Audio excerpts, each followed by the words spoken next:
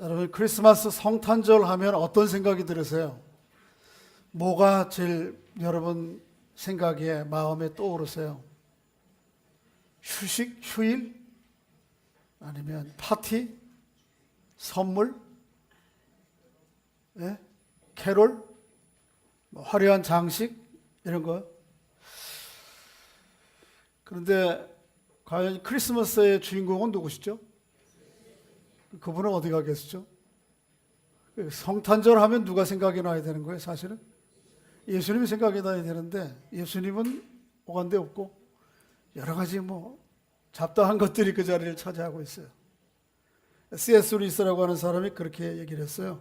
지금 우리가 성탄절을 맞고 있는 이 시대의 사람들의 모습을 가르쳐서 얘기하기를 좀 독설적이게 얘기했어요.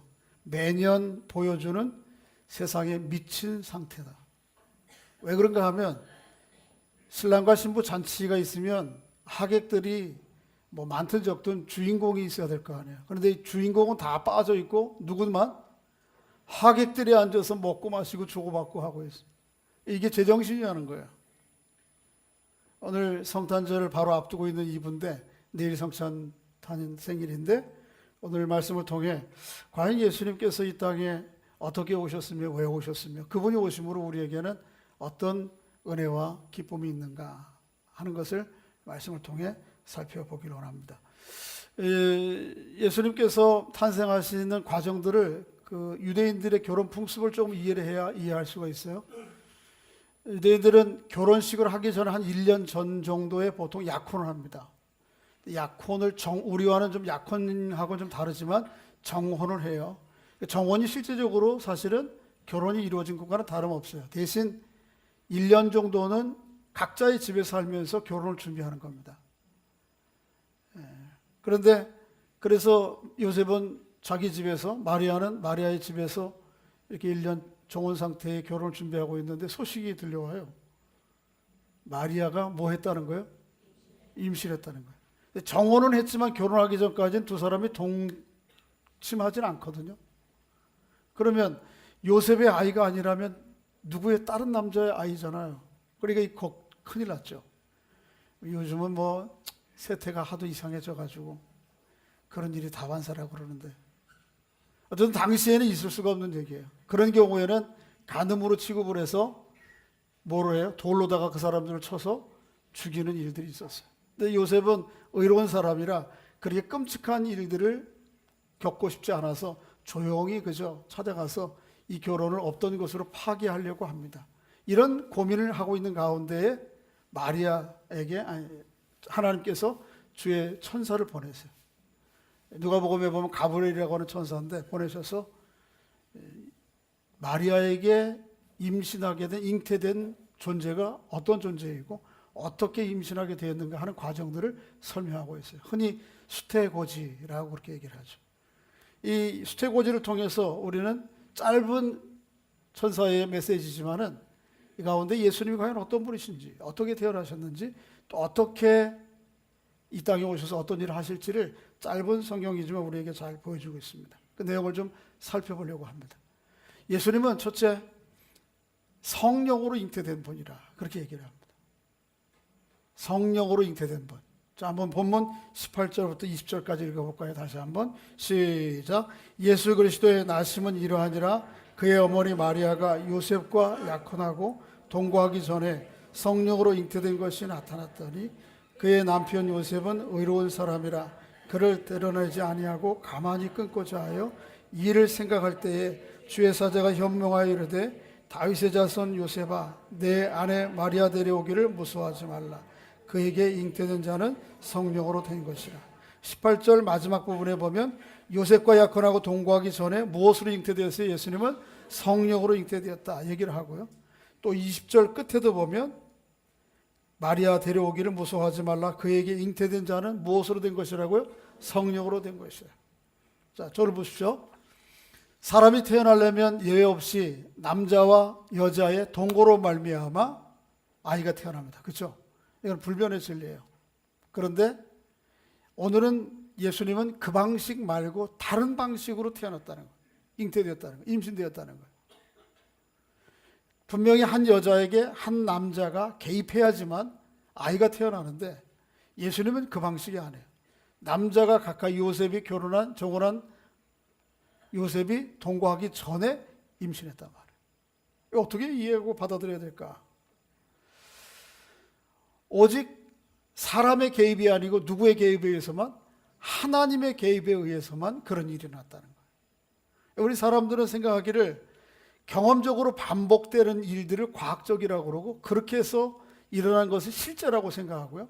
경험됨으로 반복되지 않은 일들은 실제하지 않는 것이라고, 믿을 수 없는 것이라고 잘못 생각해요. 그런데 물론 대부분의 많은 것들은 경험적으로 반복적으로 일어나는 것으로 사실인 것을 인정하게 되지만 세상에는 딱 한 번만 일어나는 일들도 실제고 사실인 것도 있는 거예요. 예를 들면 이런 것이죠. 하나님이 세상을 창조하셨어요. 믿어지십니까? 똑같아요. 예수 그리스도께서 십자가에 죽으실 뿐만 아니고 뭐 하셨어요? 부활하셨습니다. 딱 한 번 일어난 거예요. 그럼에도 그게 실제고 사실인 것처럼 예수 그리스도가 동정녀로 성령에 의해서 성령의 생명과 은혜로 말미암아 임신했다고 하는 것도 사실이죠. 세상을 하나님께서 만드실 때 뭐로 만드셨어요? 뭐 수고하지 않으셨어요? 이거 뭐 꽃 빚으려고 막 조각하고 뭐 코끼리 만들려고 이렇게 애쓰지 않으셨어요. 하나님이 말씀하시면 그 말씀 자체에 생명과 은혜와 능력이 되어서 존재가 되었어요. 똑같아요. 그렇게 세상을 말씀으로 말씀하신 하나님께서 성령으로 말미암아 남자 없이도 임신하게 된 일이 있는 거예요. 뭐 이런 일들이 우리에게 반복되지 않습니다. 특별한 하나님의 역사와 능력이죠. 왜 그렇게 하셨죠? 왜 예수 그리스도는 동정녀를 통해서 성령의 잉태함으로 이 땅에 오셔야만 됩니까? 이유는 이 땅에 있는 모든 사람들은 첫사람 아담과 하와의 후예들이에요. 이 아담과 하와의 후예는 예외 없이 아담과 하와가 지은 죄와 그 결과를 타고나게 되어 있습니다. 그런데 그 아담과 하와가 지은 죄의 결과를 타고난 사람은 이 땅에 와서 인간의 죄와 고난의 문제를 근본적으로 해결할 수가 없어요. 그리고 이 히브리 사람들이 제사의 의미로 얘기하면 온전한 구속의 제물이 될 수가 없어요. 그래서 이 죄와 그 결과의 사슬로부터 자유로운, 그래서 진정으로 우리의 모든 죄를 구속할 구세주가 될 만한 합당한 분으로 오시기 위해서 성령으로 태어나신 거예요. 그분을 마땅히 그렇게 오셔야 되는 거죠. 그 예수 그리스도가 이 땅에 하나님의 전적인 개입으로 말미암아 하나님의 선물로 이 땅에 오셨음을 마음에 확신하고 또 그분께 감사하며 살아가는 여러분과 제가 될 수 있기를 주의 이름으로 소원합니다. 예수 그리스도가 세상에 있는 아주 여러 훌륭한 성인들과 근본적으로 다른 차이가 여기에 있습니다. 세상에 참 우리를 눈을 아주 새롭게 하고 우리의 마음을 새롭게 하는 놀라운 성인들이 많죠. 그분들이 무의미한 게 아니에요. 다 의미가 있어요. 그분들의 가르침이 다 귀한 거예요. 인류의 유산이에요. 그러나 그럼에도 불구하고 그분들이 예수 그리스도와 근본적으로 다른 이유는 그분들도 예외 없이 한 남자와 한 여자의 결합으로 말미암아 그리고 그 한 남자와 한 여자로 말미암아 계속 유산되는 죄의 유산들을 타고났다는 거죠. 그러나 예수 그리스도는 어떻습니까? 그런 죄의 사슬로부터 자유로운 분으로 이 땅에 오셨어요. 그렇게 함으로 근본적으로 우리의 죄를 해결하실 수 있는 존재로 이 땅에 오신 것이죠. 두 번째 오늘 본문은 그 예수 그리스도가 이 땅에 오셔서 어떤 일을 하시는지에 대해서 기록을 하고 있습니다. 21절 한번 읽어보겠습니다. 21절 시작. 아들을 낳으리니 이름을 예수라 하라. 이는 그가 자기 백성을 그들의 죄에서 구원할 자임이라 하니라. 이 땅에 마리아가 태어날 아기에 대해서 이름을 뭐라고 지으라고요? 예수라고. 예수라고 하는 말은 당시 신약성경에 쓰여진 1세기 당시에 헬라 말입니다. 예수. 근데 이 말은 원래 히브리 사람들이 구약 사람들이 흔히 사용하던 이름이 있었는데 그게 예수아라고 하는 말이에요. 사실 같은 고유 명칭이니까 언어에 따른 약간 어감이 좀 다른 것이죠. 또는 예수아라고 하는 것을 좀 길게 얘기하면 여호수아, 이게 다 같은 말이에요. 예수와 여호수아, 호세아도 역시 마찬가지고. 어떤 뜻이 있는가 하면 이 안에는 여호와께서 구원하신다라고 하는 의미가 있어요. 예수님은 이 땅에 오실 때 그의 유일한 삶의 이유와 목적이 세상에 있는 모든 사람들을 뭐하기 위해서? 구원하시기 위해서 오시는 거예요. 할렐루야. 누구를 구원하기 위해서? 여러분과 저를 구원하시기 위해서. 왜 그렇습니까? 예수 그리스도의 구원 이외에는 세상이 구원받을 길이 없기 때문에 그래요. 아까 처음에 말씀드린 것처럼 첫사람 아담과 하와 이후에 태어난 모든 사람들은 그들이 지은 죄와 결과를 안고 태어나요. 오늘 지금 막 태어난 어린아이에게도 예외 없이 유산돼요. 그리고 그 결과로부터 어느 누구도 자유로울 사람은 아무도 없어요. 사도 바울이 로마서 5장의 12절에 그 사실을 이렇게 기록하고 있어요. 한번 좀 보여주세요. 읽어보겠습니다. 앞에 시작. 그러므로 한 사람이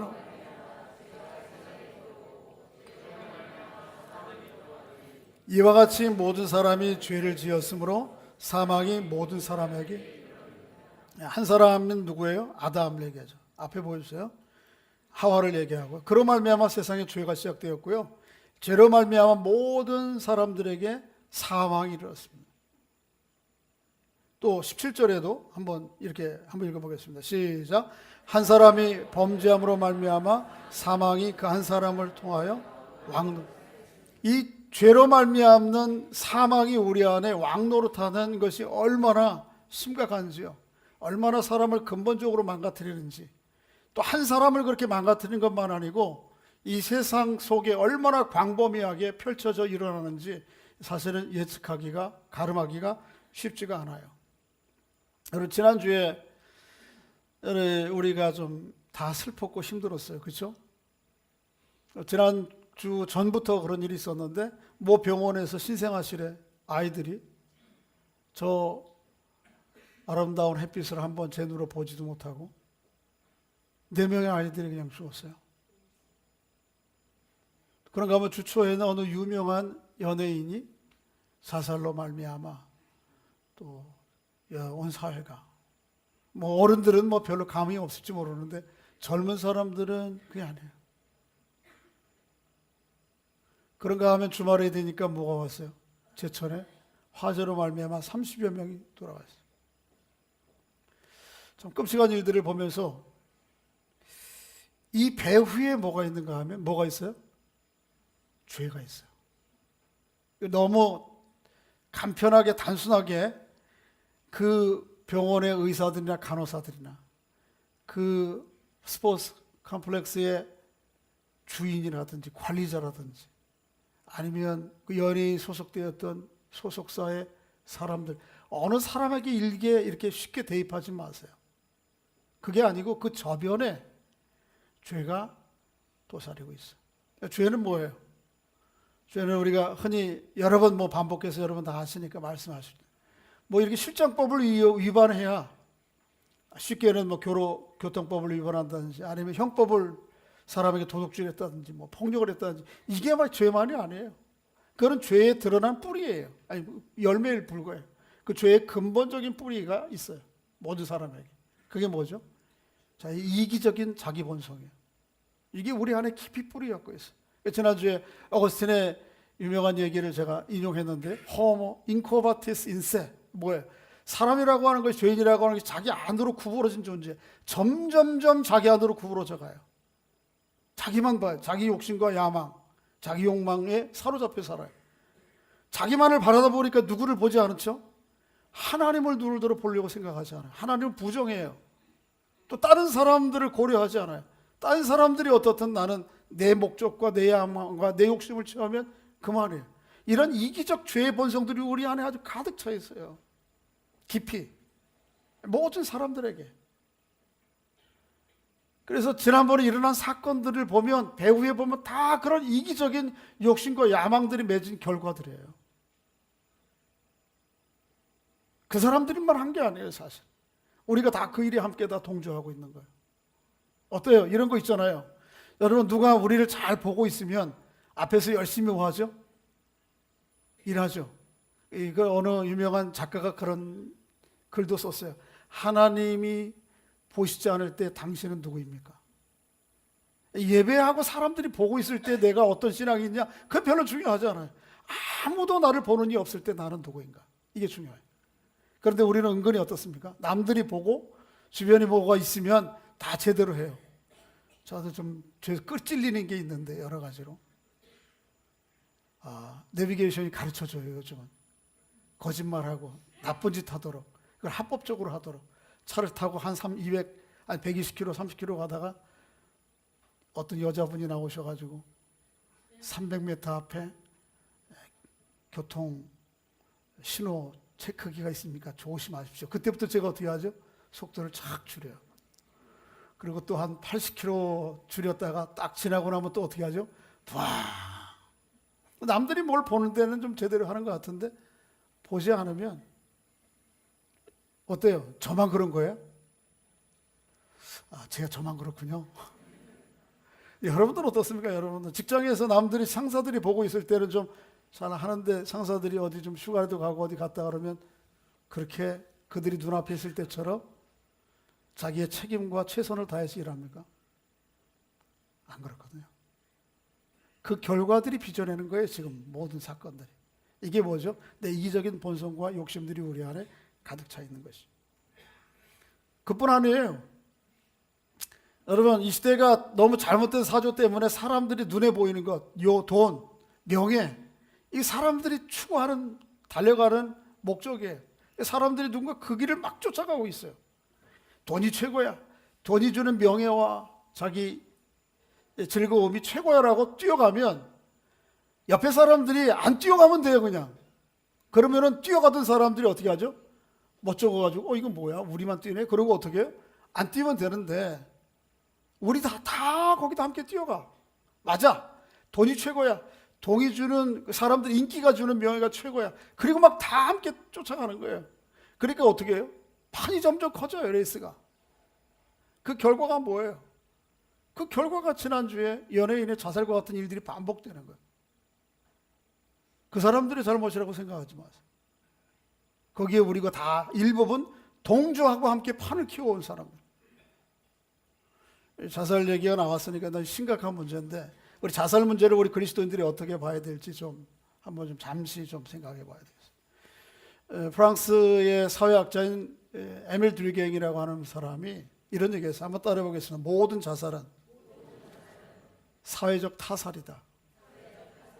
모든 자살은 뭐라고요?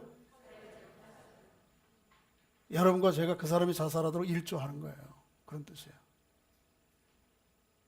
에밀 드류갱은 자살을 네 가지로 분류했는데, 첫째는 이기적인 자살이에요. 첫째는 뭐냐면 이건 자기 이기적인, 뭐 주변의 부모, 형제, 주변의 동료들이 이런 거 생각 안 하고 자기 이기적인 욕심과 욕망 때문에 힘쓰고 있다가 자살하는 거예요. 좀 나쁜 자살이 뭐 좋고 안 좋은 자살은 없겠지만 그래도 조금 아주 좀 안 좋은.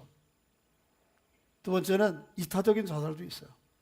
공동체를 위해서 어쩔 수 없이 내가 목숨을 버려야 되는 아주 특별한 경우지만. 세 번째는 아노미적 자살이라는 게 있어요. 이건 뭐냐면 사회와 다른 사람들과 완전히 분립되어 고립되어 있다가 자살하는 거, 어쩔 수 없이. 세상에 나 혼자라고 하는 절망감 속에서. 그런가 하면 또 하나는 숙명적 자살이라는 게 있어요. 이것이 숙명적 자살은 이타적 자살과 좀 겹치기도 하는데, 어쨌든 이 모든 자살은 그럼에도 불구하고 그 사람은 혼자 문제가 아니라는 거예요. 에밀 드류갱이 자살을 뭐 짧게 공부한 사람이 아니에요. 아주 심도 있게 공부하고 스터디하고 내린 결론이 모든 자살은 사회적 타살이에요. 그러니까 누가, 우리 그리스도인들이, 특히 우리 그리스도인들만 모든 사람, 이건 그리스도인들이 한 얘기가 아니에요. 사실은 일반 사회학자가 한 얘기예요. 그러니까 누가 좀 자살했다 그러면 아이고 얼마나 못났으면 저래 손가락질하고, 이거는 되게 생각이 못 미치는 거예요. 또 그리스도인 입장에서 더 거기에다가 좀 혹독하게, 자살하면 다 지옥 간다. 제가 자살한다고 천국 간다 그런 얘기는 안 했어요. 자꾸 여러분 확대하지 마세요. 예수 믿는 사람들이 편협한 어떤 성경의 표면적 진리를 가지고, 같이 이 언어들을 가지고 사람들 다 그렇게 폄하해. 고통스럽게만. 그런 거 아니에요.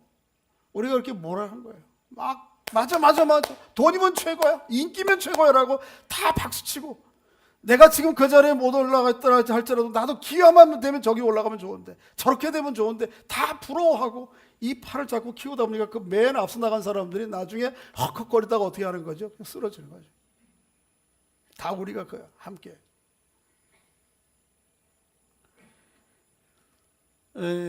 건물을 지으려면 제대로 지어야 되잖아요. 그렇죠? 그런데 우리가 건물 짓는데 그렇게 지어요? 건축업자나 소유도 마찬가지죠. 내가 이 건물을 짓는데 투자한 것에 비해서 얼마나를 끌어낼까. 이 경제성의 논리가 이 시대의 건물을 짓는 것의 가장 주된 요인 중에 하나죠. 밖에 드라이비트라고 하는 게 뭐예요? 스티로폼에다가 세멘트 칠해놓은 거거든요. 불 붙으면 한순간, 스티로폼 불 붙여보세요. 시험해 보세요. 한순간에 다 사라지고 마는 거예요. 근데 그게 돈이 적게 든다, 경제적이다 라고 하는 이유 때문에 다 그렇게 짓는 거예요. 나는 지을 때 돌 깎아가지고 차곡차곡 지을 것 같아요. 우리 안에 경제적인 논리들이 얼마나 합리적이라고 하는 이유 때문에. 그래서 여러분, 지금 일어나는 모든 일들, 사건, 사고들을 다 한마디로 딱 정의해요. 이건 뭐라? 이 사건은 뭐다? 사고는 뭐다? 인재라고 그러는데, 인재라는 말은 너무 합리적으로 우리가 그렇다게 스스로를 속이는 거예요. 아주 더 직설적으로 얘기하면 뭐예요? 그게? 죄 때문이에요. 사람들은, 여러분과 제 안에 있는 죄의 본성들이 결국 그런 걸 다 만드는 거예요. 이 인재라고 하기에 그럴듯한 명칭을 가지고 다 좀 합리화하려고 그러는데 사실 그런 게 아니죠. 문제는 이 죄의 문제를 누가 해결할까는 거예요. 제도 개선을 좀 하면 될까요? 아니면 의료법을 조금 더 강화하면 될까요? 연예인들 하는 소속사에게는 무조건 한 달에 한 번씩 정신과 치료를 받으라고, 상담을 받으라고 아주 법제화하면 될까요? 아니에요.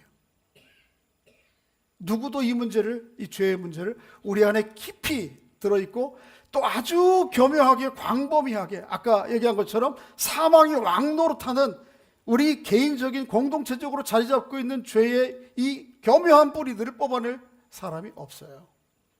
제도 개선 되는 게 아니에요. 누가 하시죠? 오늘 본문에 주님이 하시는 거예요. 21절을 다시 한번 읽어보겠습니다. 시작. 아들을 낳으리니 이름을 예수라 하라. 이는 그가 자기 백성을 그들의 죄에서, 할렐루야. 누가 우리를 이 죄에서부터 해결하죠? 예수 그리스도만이에요. 할렐루야. 사도 베드로는 그래서 로마서 사도행전 4장 12절에 이렇게 얘기했어요. 한번 읽어보겠습니다. 잘 아는 말씀이지만 시작.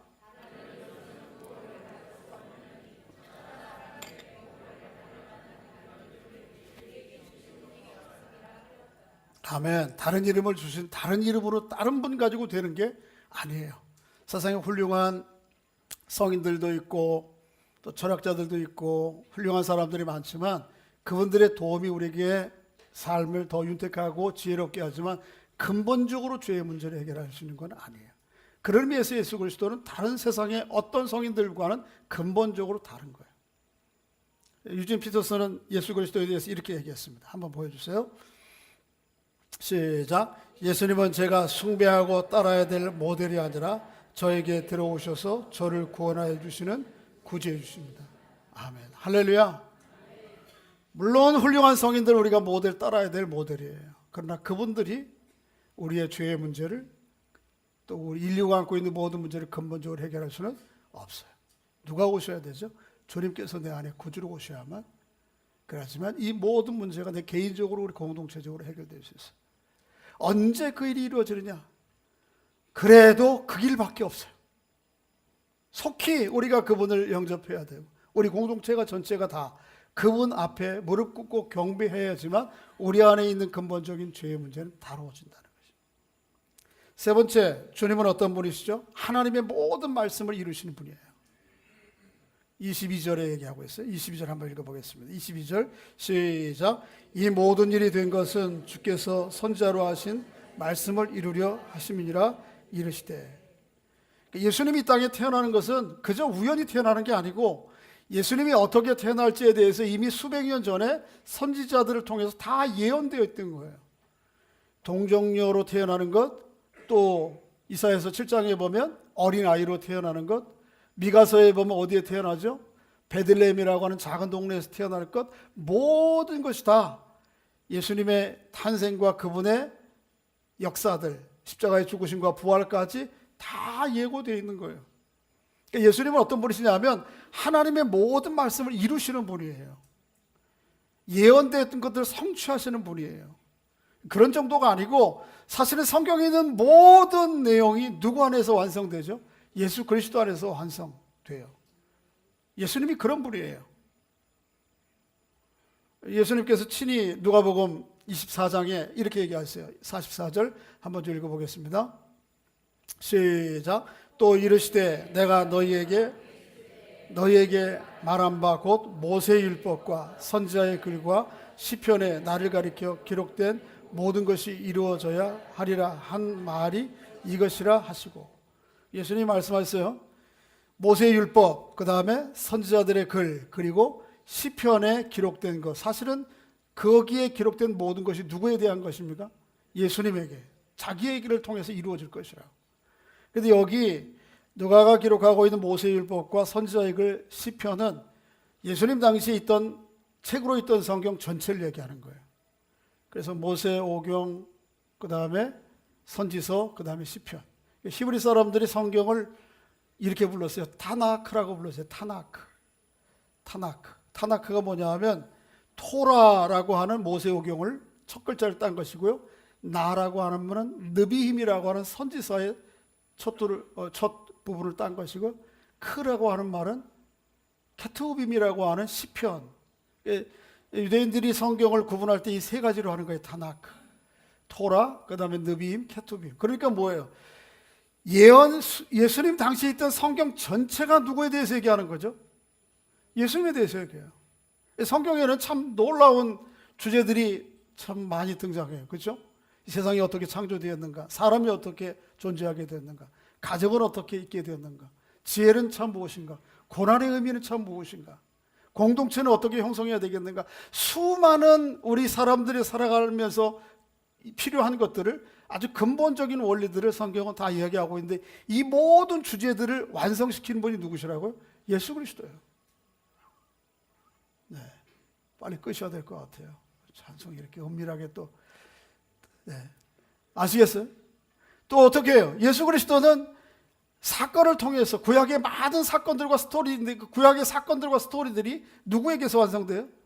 예수 그리스도에게서.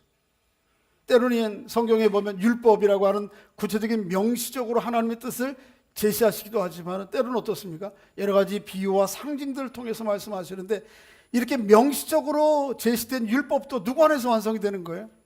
예수 그리스도만이 성취해요. 우리 사람들은 어느 누구도 그 모든 율법을 성취할 수 없어요. 예수님만이 성취하세요. 또 성경에 때로는 은유와 비유와 상징적으로 이야기됐던 모든 것들이 사실로 실제적으로 드러나게 하시는 분이 누구예요? 예수 그리스도예요. 그러니까 예수 그리스도는 오늘 본문에 자신의 탄생만이 예고되었던 것을 성취하시는 분이 아니고, 성경에 있는 모든 내용이 예수님에 대한 얘기고요, 예수 그리스도를 통해서 모든 주제들이 다 완성이 되고 성취돼요. 여러분과 제가 믿는 예수 그리스도가 그런 분이시라는 걸 믿으십니까? 내 인생의 주제가 누구예요? 그러니까 예수 그리스도신 거예요. 마지막으로 예수님은 우리를 위해서 동정녀로 탄생하셨을 뿐만 아니고, 또 우리에게 말씀을 이루시는 분뿐만 아니고, 우리의 죄를 구원하시는 분뿐만 아니고, 우리에게 오셔서 우리에게 영원히 계시는 분이에요. 오늘 본문 마지막 23절이 그 사실을 이야기하고 있어요. 23절 한번 읽어보겠습니다. 시작. 보라, 처녀가 잉태하여 아들을 낳을 것이요 그의 이름을 임마누엘이라 하리라 하셨으니, 그를 번역한즉 하나님이 우리와 함께 계시다. 죄로 말미암아 타락하고 어쩔 줄을 모르는 사람들에게 하나님께서 저 하늘 보좌에서 정신 차려! 일부러 잠을 깨우기 위해서 제가 그러면 안 된다고, 바로 살라고, 할 수 있다고 힘을 내. 그렇게 보좌에 앉으셔서 소리치는 분이 아니에요. 대신 어떻게 하시는 분이죠? 친히 우리와 같은 육신의 한계를 지니시고 이 땅에 오시는 분이에요. 그래서 우리와 함께 계시는 분이에요. 함께 계실 때 있다가 돌아가시는 분이 아니고 어떻게 하시는 분이에요? 영원히 우리와 함께 계시는 분이에요. 예수님은 이 말씀이 육신이 되었다 그런 얘기 하잖아요. 요한복음에 보면 말씀이라고 하는 것은 초월적 존재를 가르치는 당시의 헬라적인 표현이에요. 그러니까 이것은 한계가 없는 거예요. 시간과 공간과 지식과 인격과 사랑의 깊이에 한계가 없는 존재, 그걸 통칭한 말이 말씀이에요. 말씀이 육신이 되는 거예요. 그 말씀은 다른 말로 얘기하면, 철학적 개념으로 얘기하면 초월적 존재라는 것이에요. 어디에 담을 수 없는. 그 하나님께서 뭐가 되었어요? 육신이 되었어요. 육신을 입고 있는 이상 이 육신의 한계 가운데 사람은 갇히게 돼요. 그죠? 예수님께서 피곤하셨을까요? 안 피곤하셨을까요? 여러분, 예수님께서 피곤하셨을까요? 안 피곤하셨을까요? 어떤 분들은 안 피곤하셨어요. 근데 숫자가 적은 것 같아. 그러니까 속 들어. 예수님이 얼마나 피곤하세요. 그래서 저희가 하루 종일 이렇게 일하다 저녁에 들어가면 벽에를 그냥 대면 바로 떨어지고 피곤해서. 근데 예수님도 그러셨어요. 예수님이 얼마나 피곤하셨는지 한 번은 갈릴리 호수에서 이쪽에서 저쪽으로 배를 타고 가시는데 풍랑이 일어서 막 엉망이고 제자들이 사냐 죽느냐 막 이러고 있는데 예수님이 어떻게 하셨어요? 너무 피곤하셔서 죽으셨어요. 피곤하신 분이에요. 예수님은 또 어떤 분이셨어요? 슬픔과 고통을 당한 사람들을 보면 그것 가지고 뭘 그래? 그건 아무것도 아니라고. 얼마든지 이길 힘이 당신에게 있다고 그러셨어요? 안 하셨어요. 시간이 지나면 될 거야. 그렇게 얘기 안 하셨어요. 어디 가셨어요? 우셨어요, 같이. 예수님은 그렇게 모든 면에서, 그래서 히브리서 4장 15절에 보면 우리와 같으신 분이, 이렇게 한번 읽어보겠습니다. 히브리서 4장 15절 시작. 또 이르시되, 다시 한번 시작. 우리에게 있는 대제사장은 우리의 연약함을 동정하지 못할 이시가 아니요 모든 일에 우리와 똑같이 시험을 받으신 이시로다. 죄는, 예수님은 우리와 모든 면이 같으세요.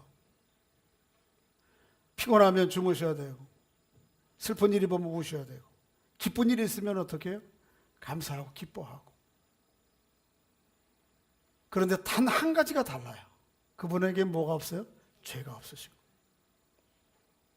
그렇게 예수님은 철저하게 우리에게 오신 분이에요. 친히 오신 분이에요. 하나님이에요. 그래서 우리와 함께 우리가 겪고 있는 모든 문제들을 함께 겪으시는 분이에요.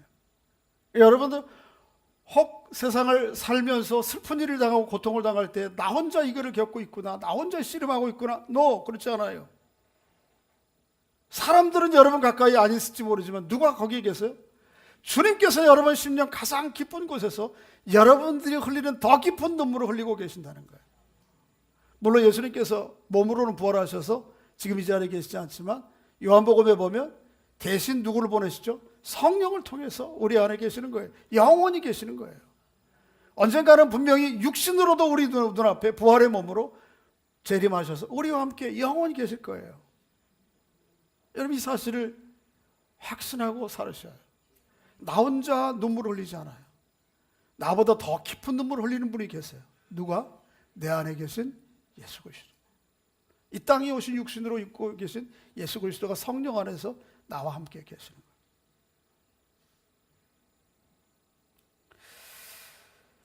크리스마스를 맞을 때에 어떤 분들에게는 조금 즐거운 것도 있지만 좀 힘들고 어려운 분들도 있을 거예요. 요즘은 또 욜로족들이 많아가지고 솔로들을 또 다르게 표현하는 게 욜로인데 혼자 있는 분들이 많아서 TV에 보면 뭐 다 화려하게 파티하고 초청하고 선물 주고받고 여기 와라 저기 와라 초대하고, 나는 아무도 부른 사람이 없네. 밥 한 끼 따뜻하게 먹자. 파티는 고사하고 설렁탕 해장국이라도 한 잔 먹어. 안 그럼 먹자. 한 잔? 아유, 제가 본심이 드러난 것 같아요. 그래서 좀 쓸쓸해요. 속지 마셔야 돼요. 가장 큰 선물은 그런 게 아니에요. 임마누엘, 우리와 함께 계시는 누구? 예수 그리스도. 이것보다 더 큰 선물은 없는 거예요.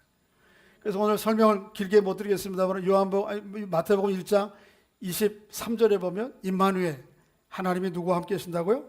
우리와 함께 계신다는 이 말이 이 마태복음 맨 마지막 부분에 또 나와요.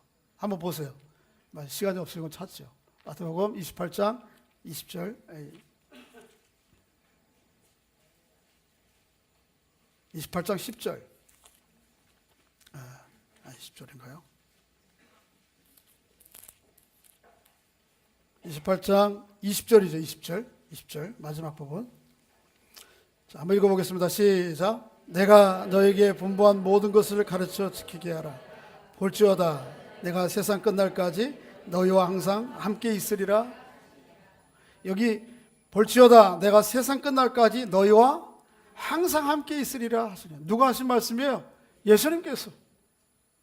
예수님의 탄생도 임마누엘, 하나님이 함께 계시는 것이고, 이 땅을 십자가의 부활 후에 승천하시고 다시 오실 약속을 하시면서 말씀하시는 거예요. 내가 세상 끝날까지 너희와 항상 함께 있으리라. 이걸 뭐라 그래요?